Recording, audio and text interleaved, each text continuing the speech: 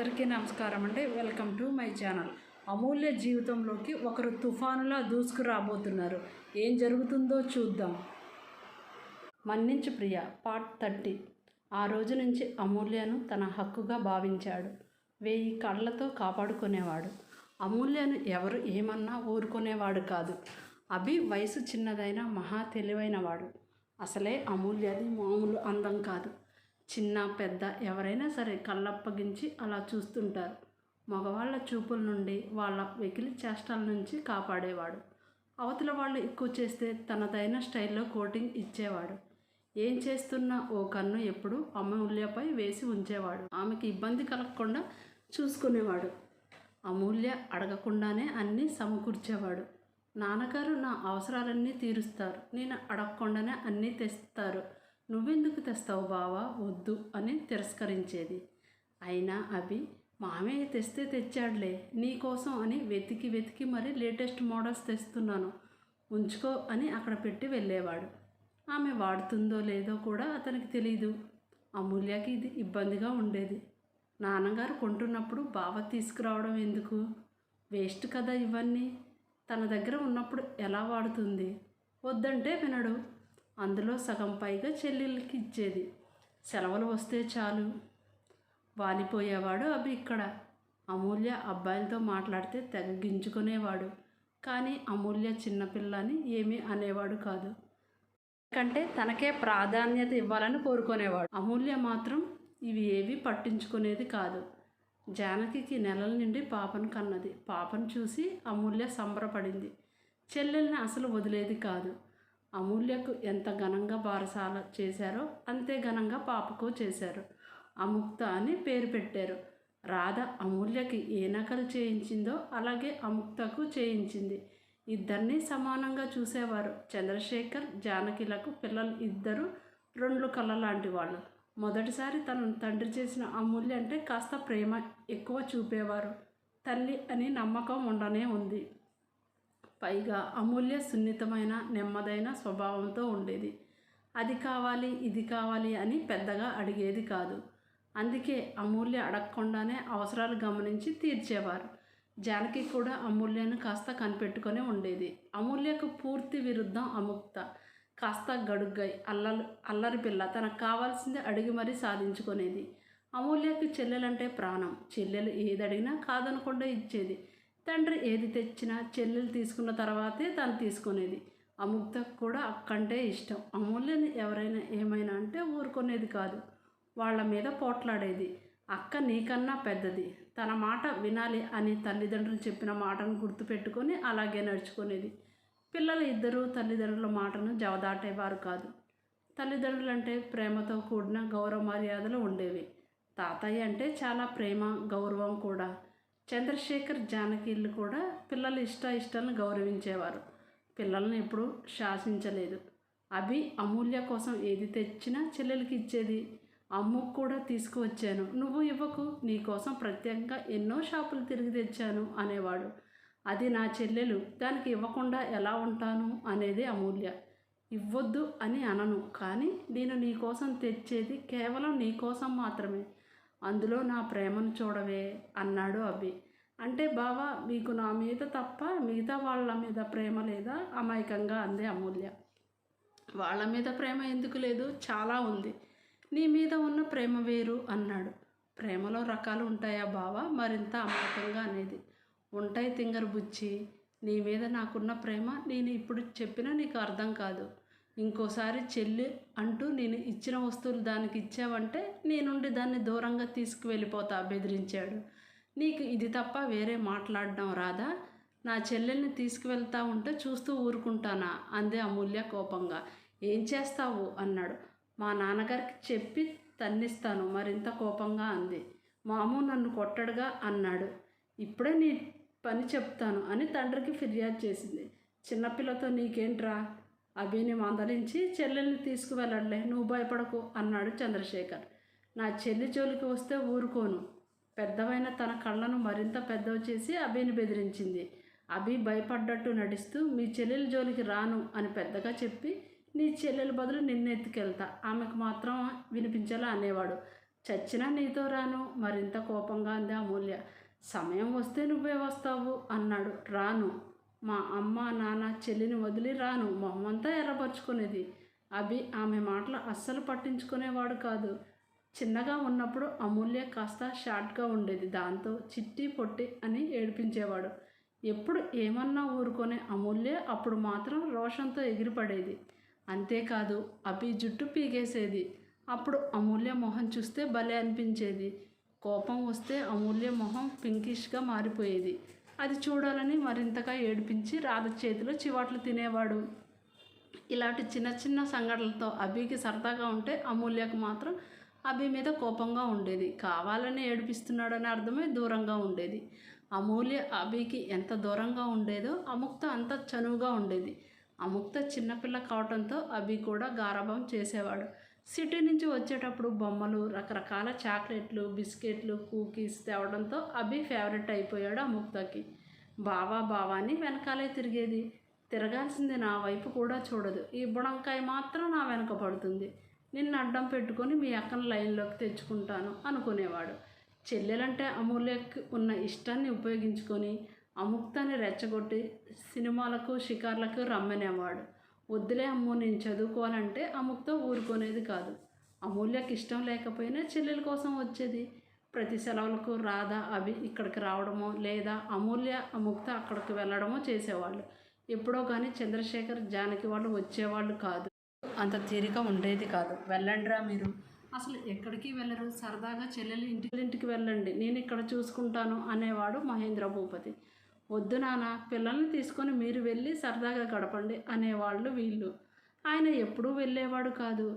రాధ వాళ్ళనే రమ్మనేవాడు. పొరగా 1-2 సార్లు వెళ్ళేవాడు అంతే. నాకు ఈ ఊరు అంటేనే ఇష్టంరా, మీ అమ్మ తిరిగిన ఇల్లు అంటే మరీ ఇష్టంరా, నేను ఎక్కడికి వెళ్ళను అనేవాడు. మేనకోడళ్ళిద్దరూ తన ఇంట్లో తిరుగుతుంటే రాధ తెగ మురిసిపోయేది. వాళ్ళిద్దరిని వివిధ రకాలుగా అలంకరించి సంబరపడేది. ఆనంద్ కూడా వీళ్ళని చూసి ముచ్చట పడేవాడు. మేనకోడళ్ళిద్దరికీ మేనత్త అంటే ప్రాణం. తండ్రి తన చెల్లెల్ని ఎంత ప్రేమిస్తాడో తల్లి కూడా అంతే అభిమానంగా ఉంటుంది. దాంతో తల్లిదండ్రుల్ని ఎంత ప్రేమించి అభిమానించి గౌరవించేవాళ్ళు మేనత్తను అంతే అభిమానించేవాళ్ళు. ఆనంద్నైతే మరింత గౌరవించేవాళ్ళు. అముక్త చిన్నపిల్ల కావడంతో ఆనంద్ గారితో చనువుగా ఉండేది, అల్లరి చేసేది.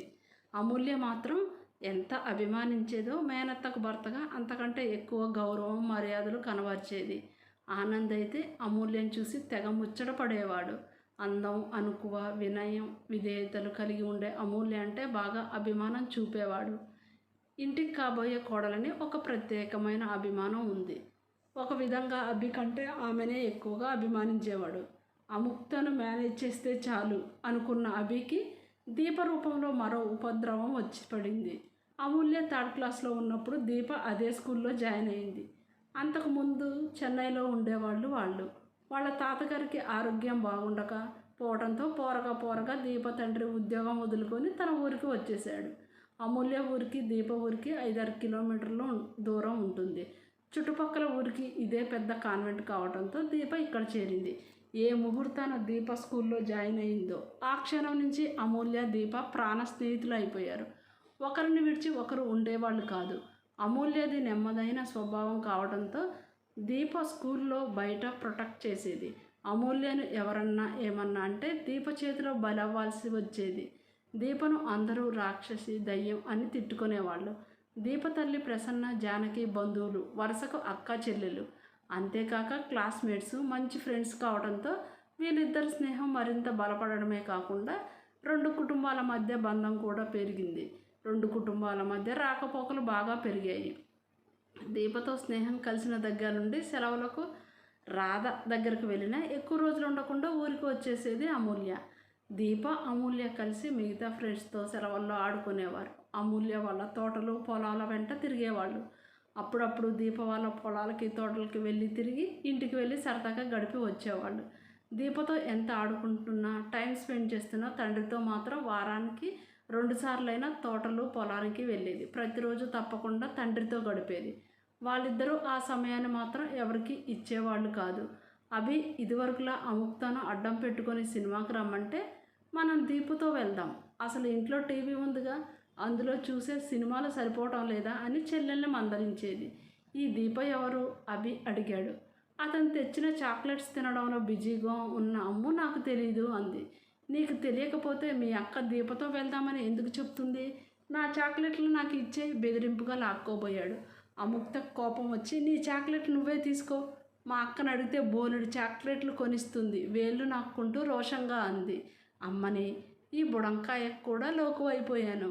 అమి, నువ్వు నాతో కాస్త సరదాగా ఉన్నా ఈ బుడంకాయతో నాకు ఈ తిప్పలు తప్పేవి. నువ్వేమో మౌనమునిలా ఉంటావు. ఏం చేస్తా, నా కర్మ అనుకుంటూ, అది కాదు అమ్ము, మనిద్దరం ఫ్రెండ్స్ కదా సరదాగా అన్నాను. నీకు ఇంకో చాక్లెట్ కూడా ఇస్తాను. ఈ మధ్య ఎప్పుడు చూసినా దీప దీప అంటుంది. ఇంతకు ఎవరు ఈ దీప? ఆసక్తిగా అడిగాడు అభి. ఒకటి కాదు 2 కావాలి డిమాండ్ చేసింది అముక్త. 2 చాక్లెట్లు ఇస్తా, కానీ చెప్పు అన్నాడు. 2 కాదు 5 వేళ్ళు చూపించింది. అలాగే చెప్పు ఆతృతగా అన్నాడు అభి. ఎన్ని చాక్లెట్స్ కావాలి? 10 వేళ్ళు చూపించింది అముక్త. అభికి ఒళ్ళు మండిపోయింది. ఇది బుడ్డది అయినా భలే ఆడుకుంటుంది, కాస్త పెద్దది అయితే నన్ను ఫుట్బాల్ ఆడుకుంటుంది గ్యారెంటీ అనుకుంటూ, ఇప్పుడు ఏమన్నా మొదటికే మోసం వచ్చేటట్టు ఉందని, సరే నువ్వు అడిగినవన్నీ చాక్లెట్స్ కొనిస్తాను అన్నాడు. ఇవ్వు, చెయ్యి చాపింది అముక్త. ఇక తప్పదని తన బ్యాగ్లో ఉన్న చాక్లెట్ బాక్స్ కోసం వెతికాడు. కనిపించలేదు. ఏమయ్యాయి అని వెతుకుతుంటే, ఏంటి బావా వెతుకుతున్నావు అంది అముక్త. చాక్లెట్స్ కనిపించడం లేదు అన్నాడు అభి. నేను తీసుకుంటే ఎందుకు కనిపిస్తాయి బావా అంది గడుసుగా. నువ్వు తీసుకున్నావా? ఎందుకు తీసుకున్నావు? నీ వాటా నీకు ఇచ్చాను కదా కోపంగా అన్నాడు అభి. అముక్తకు లంచం ఇవ్వడానికని కొన్ని దాచాడు అభి. అవి తీసుకుంది ఇప్పుడు అముక్త. ఆ చాక్లెట్స్ నాకే కదా, అందుకే తీసుకున్నాను అమాయకంగా అంది. డైరీ మిల్క్ పెద్ద చాక్లెట్ ఉండాలి, అది కూడా తీసేసుకున్నావా కోపంగా అన్నాడు అభి.